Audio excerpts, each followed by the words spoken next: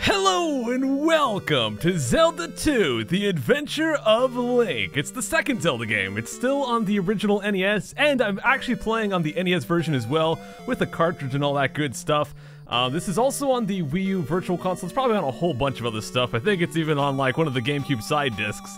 Now, I tried to make an intro like I did for Zelda 1. I even recorded all the footage. I got like this CRUD and that CRUD, but it was so cheesy, man. I couldn't make it not cheesy. Watch, here's the dramatic reenactment of that intro.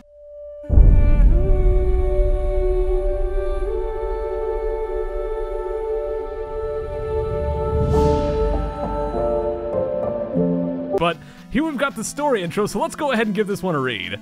After Ganon was destroyed, Impa told Link a sleeping spell was cast on Princess Zelda. She will wake only with the power of number 3 Triforce sealed in a palace in Hyrule.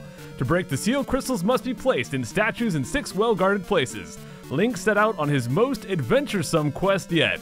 I did not even know adventuresome was a word. Also initiate nerd rage because they referred to the Triforce of Courage as the Triforce number 3. But if you guys remember, back in Zelda 1, there was no third Triforce. It was just the Triforce of Power and the Triforce of Wisdom. Now, I don't know if they originally intended for Zelda 2 to have a third Triforce, or if they just kind of shoehorned it in. But if you go over to the manual and read the story, which I was actually going to do once again, but then I kind of flipped through and saw there's like a bajillion pages. But the gist of things is that Link, once he got near around 16 years old, he actually saw a Triforce emblem on his hand, and suddenly it was revealed that he had the power of the third Triforce dormant within him, or some crud like that. So that's basically... What the crud? Well, this is my first time actually playing on the cartridge. I've done all my practice over on the Wii U version, and apparently there's a guy named Larry on here with 255 something or others, but we're gonna have to go to elimination mode. And don't laugh, I know elimination is technically another term for pooping, but I guess we're gonna have to take a crud on one of these guys, and I guess we'll do it on Mark. So there we go, we just eliminated on Mark.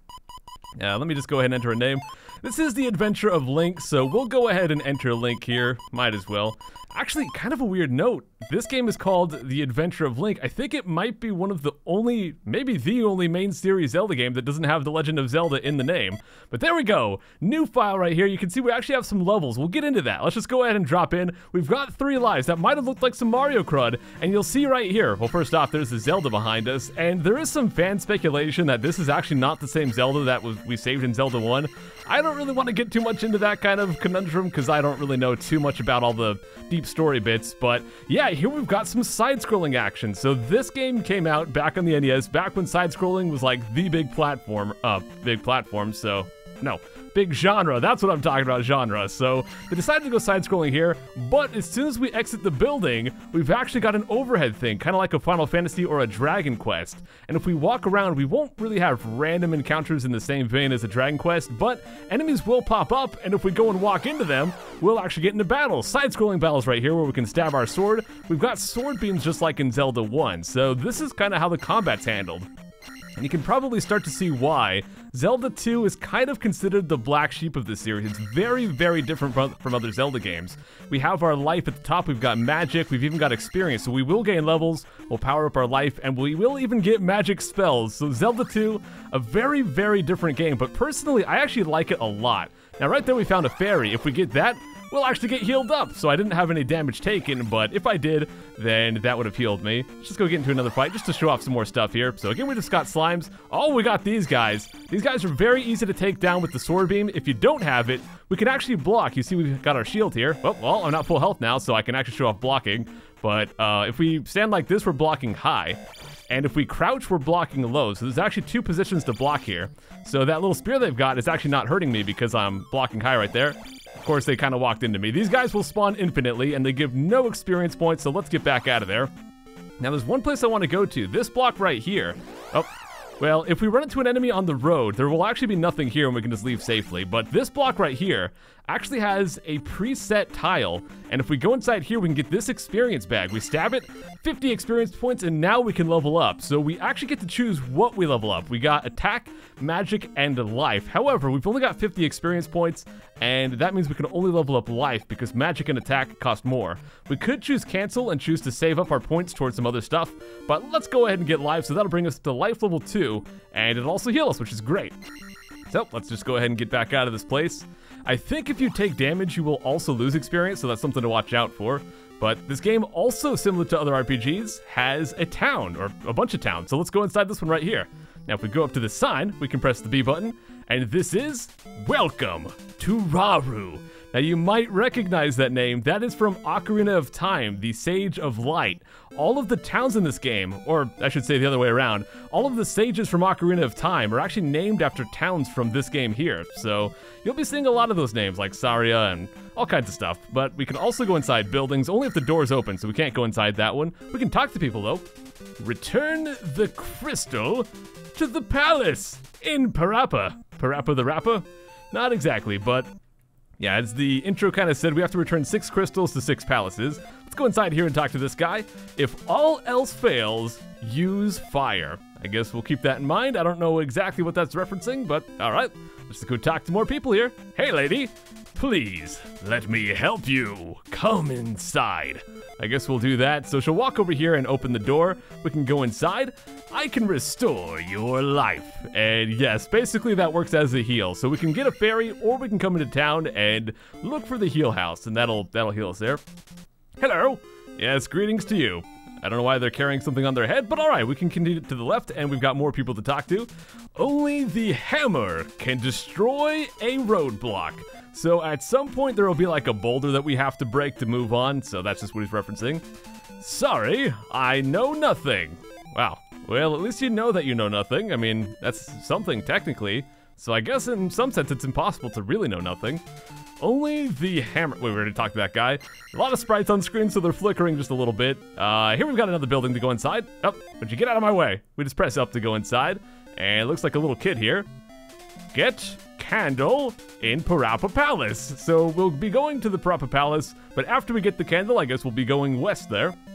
So we'll get to the palace probably tomorrow. This is kind of just the intro episode here. But yes, Parappa Palace will be the first dungeon or palace, whatever you want to call it, that we'll be doing. There's actually a spell we can get here, but I think I kind of goofed. Yes, we have to go inside this one. Oh, well, we talked to her. She says, like, come inside to see my father. And what we have to do is press up while she has the door open. So I kind of goofed. Please come back out and let me in. I don't know if we have to leave and come back. Okay, well, let's try leaving and coming back. I kind of goofed right there. I want to talk to this guy. Get back here. He's walking so fast. Let's see. I am much too busy to talk to a stranger. Well, that's exactly what you're doing. You're talking to me. And I run faster than you, buddy. And also we can jump. You probably saw me doing that already, but I'll be jumping a lot because jumping in a Zelda game is not something we get to do often. Okay, so we talked to her. Talk with my father before you leave town. Okay, so now what we want to do is press up while she has the door open, just like that, and now we can go inside. And I think she'd already beat us inside somehow. Well, I guess we're not going to talk to her. We just want to go inside. She basically says every town has a wise man, and this is where the wise man is for this town, so we'll go down and talk to him. You can tell he's wise because he's got a giant beard, and also you can see the brick pattern through his sleeve, which is kind of strange. But yes, he says use this magic to survive, and he actually gives us the shield magic. If we use that, it costs 32 magic points, but it'll actually make us take half damage. I forget if it's based on a time limit or if it's based on a certain number of hits, but it's a very good magic spell, and we will be making use of that. Now, I believe there's one other character that tells us where a secret is. Actually, I think...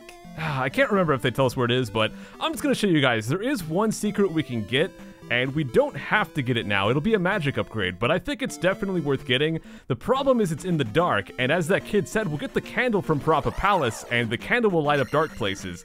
But if we're crafty enough, we can make it through, even if it's dark, even without the candle. So I'm going to go do that just to have some more magic to use the shield spell a bit more. So there is the palace where we started, where Princess Zelda is. If I can stop running into nerds! Gosh dang it. Let's just stab these guys. Let's see if we can get out of here nice and easily. Looks like it. All right. So now let's go down, and this cave right here, it's going to be completely dark, but we will get a magic upgrade if we get through here. Now, if you look at the floor, you can kind of see the enemies, even though it's totally dark. So just watch for those little movements on the floor. It sounded like they dropped something there. Maybe not. Maybe it was just like a magic potion or something. Yeah, I'm just constantly watching the floor, and like that, you can see them. Thankfully, we've got the sword beam, so even if they're a little bit away from us, we'll be just fine. Now, these guys are actually going to shoot rocks, and we want to block that, so I got a block low to get those guys. So I'm going to try to stab these guys. There we go. We got the first one, but there's 2 more over here. He might jump into me. No, I think we're fine, so we'll stab that one. I somehow managed to hit this guy with my sword beam, too. And there we go, we got those guys taken down, and there we'll get a magic upgrade. So now we've got a 5th bar of magic, and we're already halfway to the next level as well. I wanted to say level 3, but not really. I mean, we could get our life to level 3, but you don't have a strict level. It's not like in Paper Mario where you've got like your base level, and then you've got like the level of all your different stats. We have just the stat levels, that's all there is to it. So let's actually go to Parappa Desert now. So what we want to do is go up and to the right here, and there's going to be another cave. And this one we've got to work through. Yes, we avoided the guys. All right. So this one's also going to be in the dark. It's not quite as dangerous as the last place, but I still want to just keep my eyes peeled and see if there's anything moving on the floor just like that guy. Now, once again, it sounded like he dropped something, but I guess not. If he did, it's probably just a magic potion or a health potion or something like that. Sometimes they will drop experience bags, and that's what I'm looking for. So now we're in the desert, which to me looks more like a beach, but if it's a desert, okay, well now it's got cactuses and CRUD, but this one's not going to have any enemies we can kill. It's actually just got a bunch of CRUD to block. We can block with our shield just like that, so as long as we're careful, we can make it out of here without taking any damage. Just hope no rocks spawn right on top of me, and they don't. So the palace is actually right there, but I want to go down instead. Once again, running into some CRUD here. If you're pretty good, you can dodge most of the enemies, but I just goof sometimes. Let's just keep moving. Hopefully we'll dodge most of these guys. But if we go down here, well, we'll get into another battle. But since I guess I'm technically on a road, it didn't count any enemy. But once we go down here, we're going to have some very, very dangerous guys. We've got bubbles! And the bubbles themselves are not that dangerous. The problem is in this game, when you take damage, you actually get a little bit of knockback. So these guys can push you down into the... Oh, well, you see right there, I kind of get pushed to the side. But these guys can knock you into the pits, which are instant death. Now, we've got a few lives, so we won't get a game over right away, but yeah, I would rather not get attacked by them. What the crud? Get over here, dude. One thing that's really cool is when you stab the enemies, they'll actually freeze for a second, so you can just keep stabbing them if you're quick. There we go, let's kill off a few guys, and let's get out of here. So what I want to do is go to this spot right here, and right here we're going to have a heart piece. We've also got a very tough enemy, so we'll grab this, which will heal me back up, and then we'll just run over and start stabbing this guy. Try not to get killed by the boomerang there. Okay, well, he's not getting hit by my sword beam for some reason, but we'll kill that guy, get 20 experience, and that is going to be it for that one. We've got the heart piece, so we've got a health upgrade, and we got a magic upgrade in this first part right here, but we've got to make it back through the evil bubbles. Okay, I don't really mind the ones in the middle too much. It's mostly the ones that are right next to the pits. I just don't want to, like, go too fast and jump directly into a bubble, because that will kill me. I think we're going to be just fine here, though. Yeah, patience is definitely the name of the game here. This is not like a Mario or something where you've got a time limit, so we can take all the time we want. The only thing that's going to kill us is running out of health or falling into a pit. So once again, we've got some of these guys. Now, it is just like Zelda 1, so if we actually take any damage, we're not going to have the sword beams, so avoiding damage is definitely a good idea. But now we're going to go inside Parappa Palace. However, we're going to wrap up this intro episode right here, guys. So we'll come back next time. We will do Parappa Palace and see if we can get the first crystal placed into the statue or whatever, and work our way towards waking up Princess Zelda. I'll see you guys then. Take care.